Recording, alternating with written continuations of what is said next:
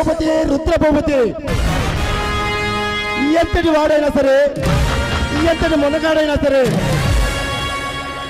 కన్యపడిన ఆడపిల్లనైనా కసి తీరేంత వరకు అనుభవించటం, వాళ్ళని కబంధ హస్తాల్లో ముంచుకోవటం, అది ఒక్క ఈ అన్నదమ్మునికే సాధ్యం.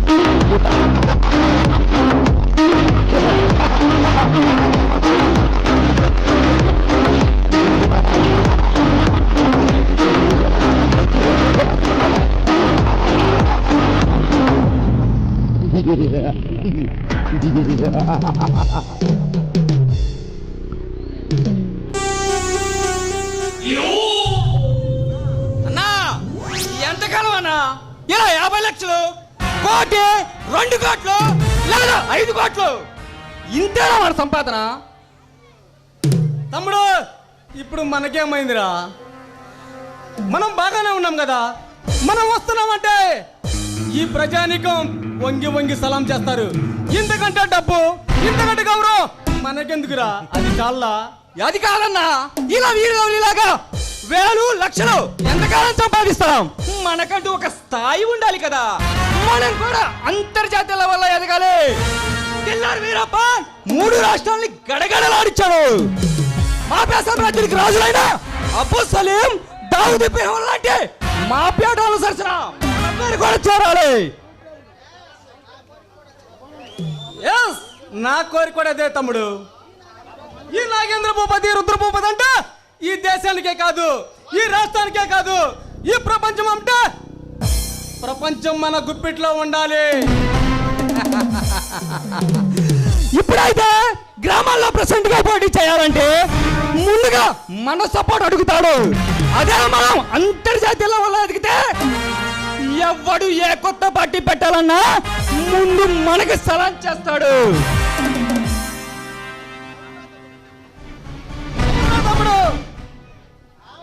అవకాశం కోసమే నేను ఎదురు చూస్తున్నాను. ఆ ఛాన్స్ వస్తే ఖచ్చితంగా వదులుకోను. మరి సరే కానీ ఈ 50 లక్షలు వచ్చిన సందర్భంగా నిశా కురిపించే హుషారానితో ఎంజాయ్ చేద్దాం. ఓకే తమ్ముడు, నీ కోరిక నేను ఎప్పుడు కాదన్నాను. పిలో మన జిగేలు రాని.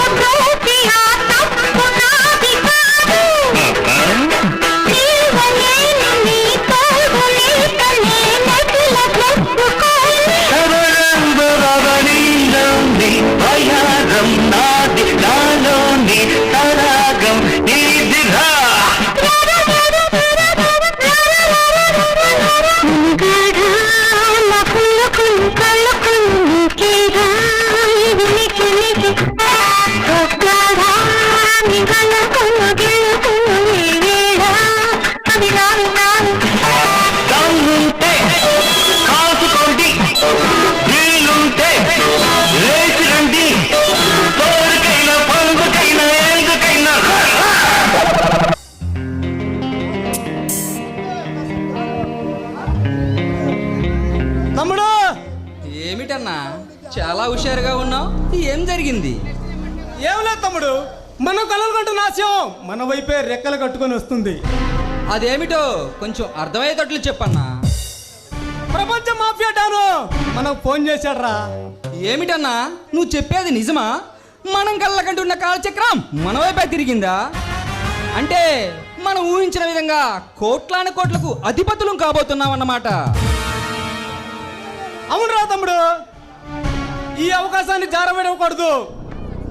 మనం సక్సెస్ అయితే ఈ ప్రపంచానికే మనం అధిపతులం కావచ్చు. కానీ ఏమిటన్నా చెప్పన్నా, ఎవరినైనా చంపాలా? మన దారి కట్టొచ్చిన వాడు ఎవడైనా సరే, ఎంతటి మనగాడైనా సరే, ఇనిమెట్ల సెంటర్లో అడ్డంగా నరికేస్తా.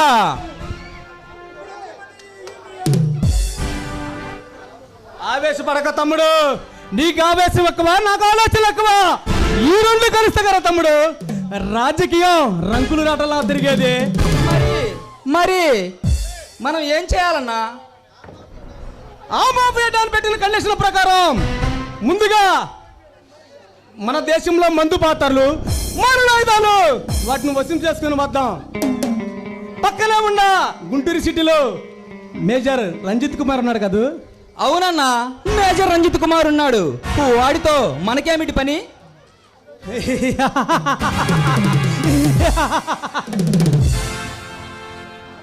మన బాట బంగారు బాటలా కావాలంటే వాడు మనకు కావాలి.